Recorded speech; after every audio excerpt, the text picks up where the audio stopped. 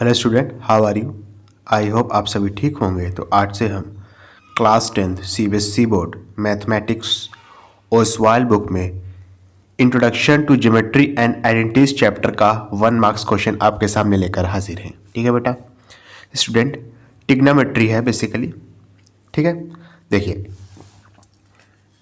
इस वीडियो में हम जो जितने भी क्वेश्चन डिस्कस करेंगे बेसिकली 3 ही क्वेश्चन हैं, एक नंबर वाले।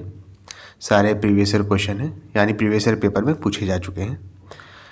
तो इस वीडियो में जितने भी क्वेश्चन है ना, उनको सॉल्व करने के लिए हमको सिर्फ स्टैंडर्ड एंगल्स की वैल्यूज़ पता होनी चाहिए। ठीक है, वो सारी चीज़ें कैसे आपको याद करनी है ये भी मैं आपको बताने जा रहा हूँ। ठीक है, छोटी सी चीज़ें हैं, समझ लीजिए, जिसकी बुनियाद पे आप क्वेश्चन को बहुत ही आसानी से कर सकोगे। ठीक है, ज़्यादा घबराने वाली बात नहीं है। देखो क्या होता है, 0 डिग्री, 30 डिग्री, 45 डिग्री, ठीक है, 60 डिग्री एंड 90 डिग्री। इतने इसकी वैल्यू आपको याद रखनी है। कैसे याद रखनी है, देखो पहले याद करोगे साइन की। अच्छा, रटना नहीं है कुछ भी। देखो कैसे याद करोगे, साइन 0 डिग्री होता है अंडर रूट 0/4। देखो अंडर रूट 0/4। न्यूमरेटर में 0 आ गया, डिनोमिनेटर में कुछ भी हो, आंसर कितना मिलेगा आपको, 0 मिलेगा। ठीक है, फिर यहाँ पे लिखो अंडर रूट 1/4। 1 किसका स्क्वायर होता है, 1 का ही होता है। 4 किसका स्क्वायर होता है, 2 का होता है। ठीक है, फिर लिखोगे आप अंडर रूट 2/4। ठीक है, अब देखो 2 1 जा 2 2 जा, तो देखो 1 तो आपका 1 का स्क्वायर होता है, तो 1 बाहर आ गया। अब देखिए 2 किसी का स्क्वायर नहीं होता है, तो वो 2 जो है ये अंडर रूट में ही रह जाएगा। समझ गए ना। 60 डिग्री, पहले में 0 आया, दूसरे में 1 आया, तीसरे में 2 आया, अब तीसरे में जो है 3 आ जाएगा, तो अंडर रूट 3/4। अब फिर वही चीज़, 3 तो किसी का स्क्वायर होता नहीं है, तो ये अंडर रूट 3 ही रह जाएगा। 4 किसका स्क्वायर होता है, 2 का होता है। ठीक है, पहले में 0 आया, 1 आया, 2 आया, 3 आया, अब नेक्स्ट वाले में क्या आ जाएगा, 4 आ जाएगा, तो अंडर रूट 4/4। 4 से 4 कट गया, 1 बचा, और 1 किसका स्क्वायर होता है, 1 का ही होता है। यानी समझो। अब देखो ये याद करने का तरीका है, रटना नहीं है, मैंने आपको बता दिया। अगर आपको नहीं भी आता है तो आप इस तरीके से एग्जाम में निकाल सकते हो, याद कर सकते हो। ठीक है, साइन 0 डिग्री की 0 आ गई, 30 डिग्री की 1/2, 45 डिग्री की 1/√2, 60 डिग्री की √3/2 और 90 डिग्री की 1। अब देखो साइन का याद कर लिया, अब नेक्स्ट है कॉस का। कॉस के लिए आपको ज़्यादा दिमाग लगाना ही नहीं है, बस ऐसे करो। 90 का 0 पे आ जाएगा, 60 का 30 पे आ जाएगा, 45 का 45 पे ही रहेगा, 30 का 60 पे चला जाएगा, 0 का 90 पे चला जाएगा। ठीक है, आपस में चीज़ें चेंज हो जाएंगी, पहले ऐसे आएगा फिर ऐसे आएगा, और 45 का 45 पे ही रहेगा। ठीक है, तो देखो 90 का क्या था, 1 था ना, कॉस 90 का। साइन 90 का क्या था, 1 था वैल्यू, तो वो कॉस 0 का हो जाएगा, ऐसे आ गया। ठीक है, फिर 60 का इधर आएगा, तो ये हो जाएगा √3/2। 45 का नीचे ही आएगा, तो हो जाएगा 1/√2। 30 डिग्री का इधर आएगा, तो हो जाएगा 1/2, और 90 डिग्री का इधर जाएगा, तो ये हो जाएगा 0। समझ गया ना, समझे कि नहीं। अच्छा, अब नेक्स्ट है tan। अब देखो tan थीटा यहाँ पे लिख लो चाहो तो। जो tan थीटा होता है ये होता है साइन थीटा अपॉन में कॉस थीटा। ये इसका बेसिक सा फॉर्मूला होता है जो आपको पता होना चाहिए। समझ रहे हो बेटा।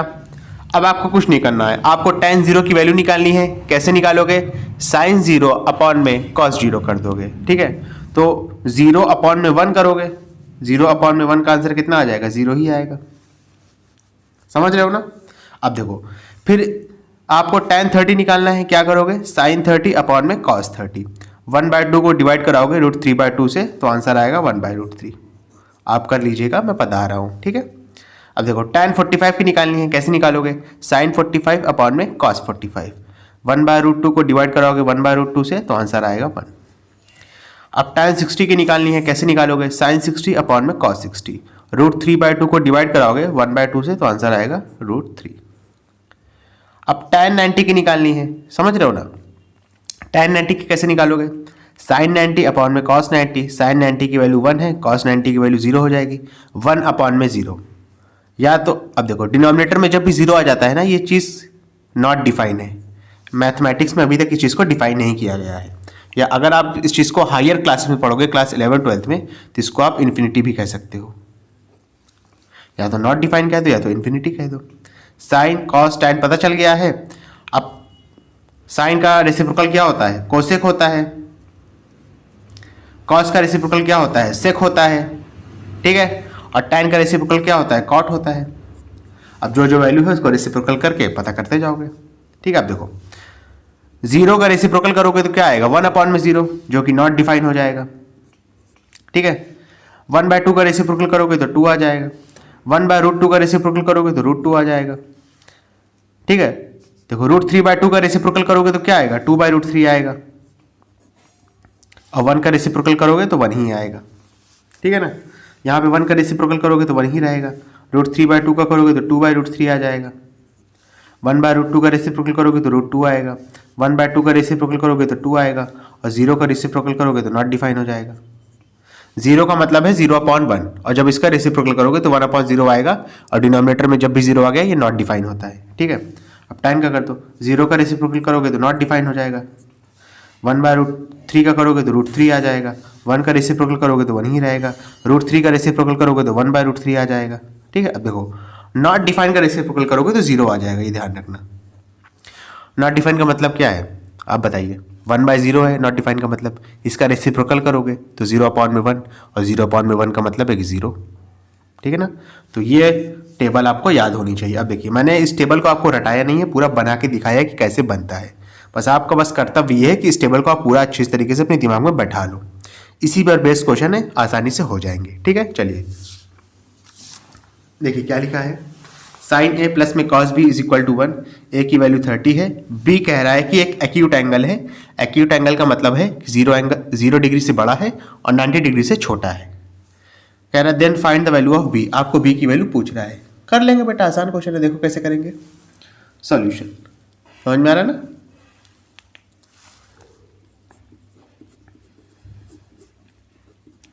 देखिए, ए की वैल्यू 30 है ना, तो ये हो जाएगा साइन 30 प्लस में cos B is equal to 1। Sine 30 degree की वैल्यू क्या थी? अभी बताया था, 1/2 थी। प्लस में cos B is equal to 1। 1/2 को इधर लाएंगे तो cos B is equal to हो जाएगा 1। 1/2 को इधर लाएंगे तो -1/2 हो जाएगा। तो कॉस बी कितना आ जाएगा? अब देखो, क्रॉस मल्टीप्लाई होगा तो 2 1 ज़ा 2, माइनस में 1/2 इधर कर लो, तो ये हो जाएगा cos B is equal to 2 में से 1 जाएगा तो बचेगा 1/2। अब देखो, कॉस कितने डिग्री के लिए वैल्यू 1/2 आ रही थी? टेबल याद है? लो देख लो। अच्छा, बहुत ज़्यादा दिमाग लगाने की जरूरत नहीं है। कितने डिग्री पे कॉस की वैल्यू 1/2 आ रही थी? कितने डिग्री पे आ रही थी? 60 डिग्री पे, ठीक है ना। तो यानी यहाँ बी की वैल्यू कितनी हो जाएगी? 60 डिग्री हो जाएगी। आंसर आ गया आपका, समझ गए ना। बस ये आपको टेबल याद होनी चाहिए, आपके क्वेश्चन हो जाएंगे। चलिए नेक्स्ट। साइन अल्फा √3/2 दिया है, कॉस बीटा 0 दिया है। कह रहा find the value of beta minus alpha. ये अल्फा है बेसिकली, ए नहीं है, ठीक। कर लेंगे, आसान क्वेश्चन है। देखो solution, sine alpha is equal to √3/2। कितने डिग्री पे साइन की वैल्यू √3/2 आती है? टेबल दिखाऊं क्या? लो देख लो। अच्छा, कितने डिग्री पे आती है √3/2? 60 डिग्री पे। देखो कितनी आ रही है? √3/2 आ रही थी ना 60 डिग्री पे।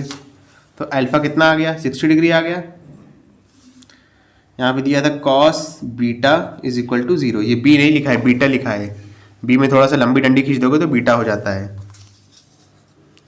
अब कॉस की कितने डिग्री पे वैल्यू 0 आती है? कितने डिग्री पे आती है? 90 डिग्री पे। तो बीटा की वैल्यू कितनी आ गई? 90 डिग्री आ गई।